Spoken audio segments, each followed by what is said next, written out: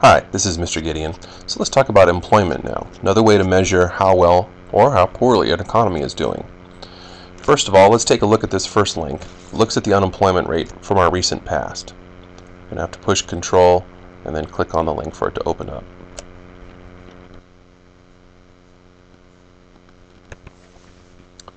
Once you do, scroll down a little bit and you can see what the unemployment rate has been for recent years.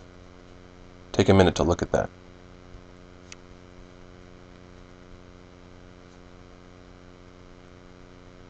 Once you've done that, also go to the next link.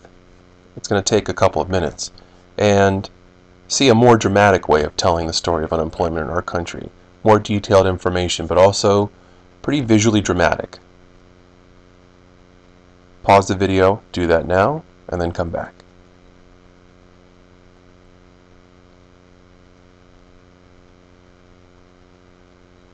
Okay, and after you've spent some time with those two links, take a look at these next two links. The BLS.gov link is a link to the Bureau of Labor Statistics, gives a little bit of information and news behind our employment and unemployment situation, and although it's not purely macro because it doesn't look at the entire economy, you might find it interesting to spend some time looking at this last link here that focuses in just on the employment picture for California. As difficult as the unemployment rate is for so many people in this country, across the country, it's even worse in California, and the county of Los Angeles for the last couple of years has typically had an even higher unemployment rate than the state of California. So unfortunately, you're living in a place that has been hit really hard, even comparatively to most parts of the country. But who are the unemployed? The unemployed are a group of people that, in a nutshell, want jobs but can't find them. But we have to be a little more specific, particularly for the calculations that are involved in this section. So what we do is we take the total population of the United States, we subtract and move aside, so to speak, for our calculation purposes, all the persons who are under 16, all the people that are on active military duty or institutionalized. In other words, they're locked up in an institution, whether it's prison or perhaps a mental hospital. And then what's left is called the civilian non-institutional population. That can be divided into two groups: persons not in the labor force and persons in the labor force. The persons in the civilian labor force are either employed or unemployed. So that's how we get to this section of the population that we call the unemployed. Now, you need to memorize this chart because there are three specific calculations that you'll be expected to do using different boxes in different orders. One way to think about this, perhaps, is once you take the total population and separate these people out, and now you're left with the civilian non-institutional population, you can kind of think of these people as potential athletes or participants in sports teams. And this blue box is all the people that are eligible to participate in teams. If you take the blue box and you break it up into these two boxes, these are the people that are eligible but don't want to join a team. They're not in the labor force. So for example, my wife. My wife was a grade school teacher for 5 years, credentialed teacher, but once we started having babies, she said, I want to stay home with the children and be a homemaker, and that's what she's done roughly the last 10 years. Currently, she's still not in the labor force. She doesn't want to be on a team. She doesn't have a desire to go back into the workforce and be a part of an organization. At some point in the future, perhaps in the next year or two, as a matter of fact, at the time of this recording, if she's seriously considering and then ultimately moves towards a civilian labor force, she would be counted in this box. These are all the people that are interested in joining a team. And then to keep the analogy going, these are the people that are employed, that are on a team, and these are the people that don't have a team. A person's employed if they did any work for pay or profit during the survey reference week, which is typically a phone call that happens once a week by government officials that are in charge of compiling statistics regarding employment and unemployment. So they'll call somebody during this survey reference week and they'll ask about their employment situation. If they did at least 15 hours of unpaid work in a family-operated enterprise, or if he or she was temporarily absent from their regular job because of illness, vacation, bad weather, industrial dispute, or various personal reasons, that person is employed. Now you might ask yourself, wow, they count somebody as employed if they've only done 15 hours of unpaid work in a family-operated enterprise? Yeah, and I think you could probably understand the argument. You don't necessarily have to agree with it, but they say, look, even though it's unpaid, these people are typically, if they're working in a family-run enterprise, compensated in some other way. Maybe you have worked in a family-run company. You've worked at your dad's office, for instance. Not for pay, but you're still compensated because perhaps your dad pays for your food, you live with your dad, you don't have to pay rent, and these are significant financial contributions that are coming in exchange for the non-paid work that you're doing in that family-operated enterprise. A very traditional way of looking at it is the example of farming, right? Families work together on the farm. The dad, let's say, that is in charge of making the major decisions for the farm doesn't pay the children who work on the farm, but the children are compensated in an economic sense because they're provided for. Now, a person is unemployed if he or she did not have jobs during the survey reference week, but made specific active efforts to find a job during the prior 4 weeks and was available for work, or if this person was not working but was waiting to be called back from a job.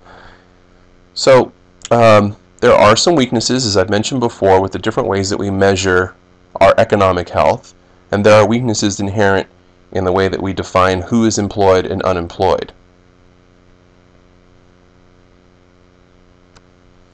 The unemployment and employment rates are calculated in three major ways. Well, specifically, if we talk about the unemployment rate, there's only one way to calculate it. The employment rate, there's a different way to calculate it. But also, you could look at it as a secondary way of calculating the employment picture. That's known as the labor force participation rate. And the way that you calculate them is very simple. You just have to memorize them and take the correct boxes with the correct figures from the previous diagram and divide them into each other. What are some reasons for unemployment? According to the Bureau of Labor Statistics, an unemployed person may fall into one of four categories. You have job losers, people that leave their jobs, people that, like let's say my wife, who have not been in the labor force for a while, who say, I'm going to re-enter the labor force. That would be a re-entrant, or a new entrant. Maybe it's one of you students who have never worked a paid job before, but are thinking about doing it or putting themselves into the labor force for the first time in their lives. Discouraged workers are people that want a job, but they've given up looking. And this is one of the weaknesses for how we define who's employed or unemployed. If somebody has been looking, and I have a friend in mind that I can think of specifically, somebody's been looking for a job for months, and they just say, you know what, I need a break from this. Or I give up. I'm going to do something else. I'm going to move back in with my parents. That's somebody who you and I might think intuitively is not being served well by the job market. But they're going to fall through the cracks because if they get asked during the survey reference week, they're going to say, no, I haven't been looking for a job. One of many weaknesses that we have with the different ways we measure our economic health. What are some types of unemployment? Frictional unemployment, structural unemployment are the two most common. Frictional occurs when individuals with transferable skills change jobs or enter the labor force. So, for example, I'll use myself as an example. I taught at Notre Dame High School for 6 years before I came to Chaminade, and as of this summer, 2011, I just completed my 5th year at Chaminade. I decided that I needed a change for various reasons, and it was my choice to leave Notre Dame and, frankly, to trade up and go to a better place like Chaminade. During that summer when I didn't work, I was technically unemployed as I was moving from Notre Dame to Chaminade. Well, that's what we consider an example of frictional unemployment. And if you want to use me as a funny way to remember, think of the friction that occurred because, frankly, when I was at Notre Dame, I wasn't very happy the last year or two. And so, due to the friction I was experiencing, I decided to leave. That's an example of frictional unemployment. And as you can imagine, if you stop and think about this, some frictional unemployment in an economy is probably a healthy thing. If people are trapped in jobs that ultimately they don't like, that's not necessarily a healthy thing. You want people to have some flexibility, the ability to move around. You could argue today there's way too much mobility in the labor market, but to have some of that is a healthy thing. And so frictional unemployment is something that with modest amounts can be very healthy for an economy. Structural unemployment occurs when structural changes in the economy eliminate some jobs and create others for which the unemployed are unqualified. Automation is an example of this. Technology has pushed us in the direction of being prepared to experience more and more structural unemployment. The unemployment rate is the sum of those two parts. Now, what is full employment, or even the natural level of unemployment? As I said before, this is not everybody that wants a job can have one. If we are at full employment, we're doing as well as we possibly can as a country. And we doesn't necessarily have to be the United States. It could be Sweden, it could be Chile, it could be China. Although China has a significantly different system than us, of course. Then what we're saying is that we're at the maximum capacity due to our potential that we can be at to offer jobs to people, where we have a little bit of unemployment, but as you can see, particularly in the case of frictional unemployment, a little bit of unemployment can be a healthy thing. For us, historically, about 4% is our full employment rate, or our natural level of unemployment in the United States. We're a long way off from being at 4%. But in the years where we feel like we've done as about as good a job as we can providing jobs for people that want and need them, we've been at about 4% unemployment. Cyclical unemployment is the difference between the existing unemployment rate and the natural unemployment rate. So here are some interesting diagrams that you can see from recent years that take a look at the unemployment rate and also juxtapose it with the inflation rate.